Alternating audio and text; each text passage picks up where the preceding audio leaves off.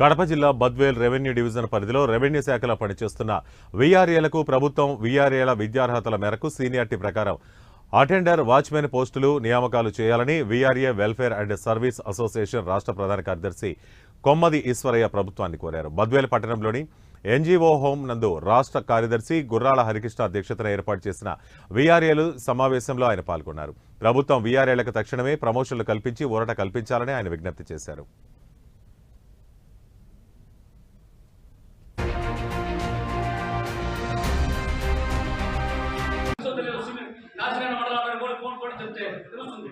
చిన్న తోటలు జామాల తోటలు వేసుకోవడం కానీ మనకేమో ఒక ఎకరం భూమి ఉందా?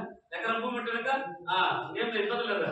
ఇదేదో పెద్ద గవర్నమెంట్ ఉద్యోగం, సెంట్రల్ గవర్నమెంట్ ఉద్యోగం ఈ జీతంతో వాడు బ్రహ్మాండం మర్చిపోతారు. అసలు కూడా ఇచ్చేటువంటి ఈ 10,000 రూపాయలతో వాడికి మొత్తం 33 వస్తువులు వచ్చేస్తాయని చెప్పి అడుగుతా ఉంటారు.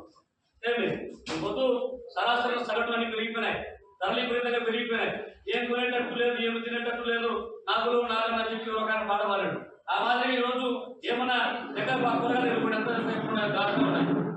ఉప్పు పప్పు నిలకమైనటువంటి పరిస్థితుందా? మరి ఇట్లాంటి క్రమంలో పైపెచ్చు మన పిల్లలు చదువులు పెరిగిపోతా ఉన్నాయి. మనకు కూడా ఆశ ఉంటుంది కదా, ఎప్పుడు మనం ఇంటే మన బట్టలు కొత్తగా బతకాలా, గ్రామ సేవగా ఉండాలా, నా కొడుకు కూడా ఆ సీట్లో కూర్చోవాలనేటువంటి ఆలోచన మనకుంటుందా?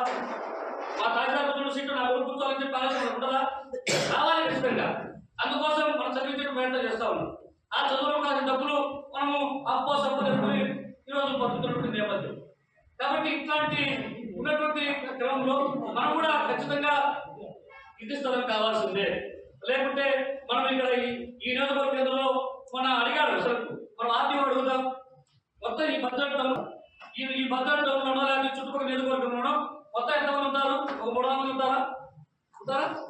ఇక్కడ ఉంటారు మొత్తం అంతా 322 మంది. అంటే 322 మందికి ఇచ్చే స్థలం ఇక్కడ లేదా? బడ్జెట్ టౌన్ లేదా?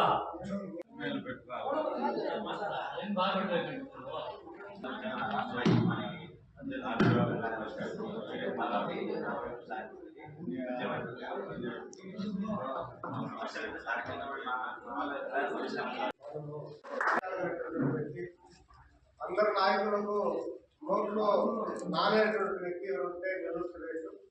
మన అసోసియేషన్ రాష్ట్ర వర్కింగ్ ప్రెసిడెంట్ గా పనిచేస్తా ఉన్నారు. కాబట్టి ఈ యొక్క